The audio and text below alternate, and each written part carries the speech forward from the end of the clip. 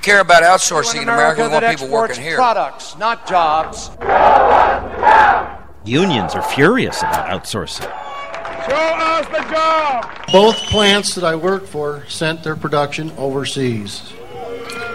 We asked the AFL-CIO, America's largest labor organization, for their best examples of outsourced workers. And the first people they told us to talk to were Shirley and Ronnie Bernard. You'll find something eventually. They used to work at this Levi's factory in Powell, Tennessee, but then Levi's started sending jobs to Mexico, closing all its Tennessee plants. A lot of people in tears. It tore a lot of people up because some people have been here since they've been 16 years of age. And they've been here like 20-something odd years, more or less. Like Shirley and her husband.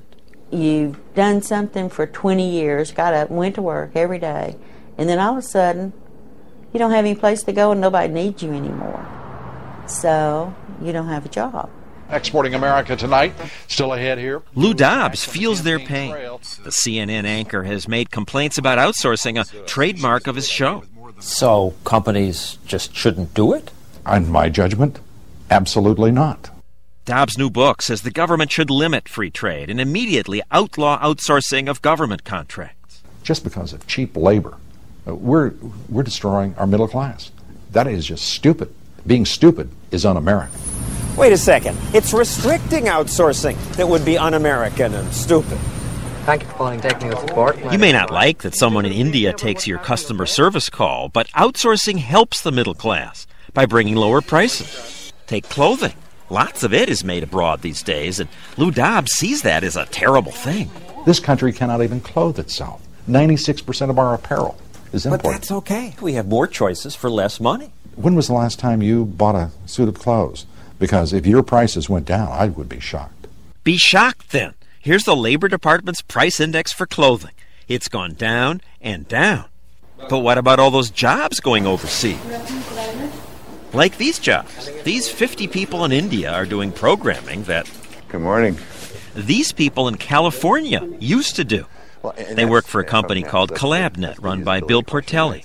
The Indian engineer costs half as much? The Indian engineer costs less than half as much. But some people say this cheats Americans out of jobs. It doesn't cheat Americans out of jobs. If I hadn't hired the people in India, I would have had to lay people off. They can actually change. These Americans didn't lose their jobs because outsourcing saved CollabNet so much money they could expand in America.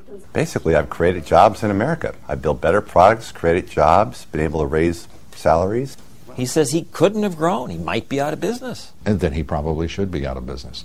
Because the fact of the matter is, either his business would be successful with American workers, or it's not going to be successful at all. What? The most successful companies are outsourcers. And this Dartmouth study found that outsourcers are the bigger job creators. Companies that outsourced abroad ended up hiring twice as many workers at home. Excuse me for being the garden at your skunk party, but we're creating more jobs than we're losing. Well, if you want to go retrospectively, but over the course of the past 4 years, 1 million people have lost their jobs. Well, maybe if you pick just those years, but those were years when we had a recession. Look at the big picture. Since 1992, it's true, America has lost 361 million jobs. But during that same time, we also gained 380 million jobs, millions more than we lost. Good afternoon, CWA. This is Shirley. Shirley, the AFL-CIO's example of a victim of outsourcing, did struggle. She had to dig into her savings, and she worries about her long-term security. But she did eventually find a job as a secretary. I ended up with, a pretty good job. Shirley's new job pays more than her old job at Levi. And the Levi's work was harder, hot, noisy, physically difficult.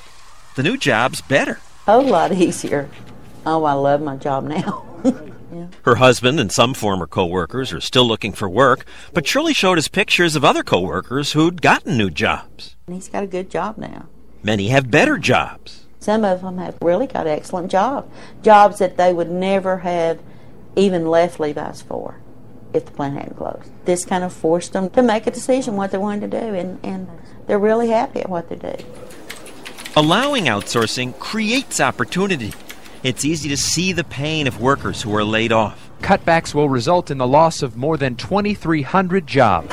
It's harder to see the benefits of free trade because those benefits aren't news. That Levi's plant that closed, it's now being converted to a college. The jobs of all those who will soon teach here. And these construction jobs won't be talked about in the evening news. But they're a product of outsourcing, too.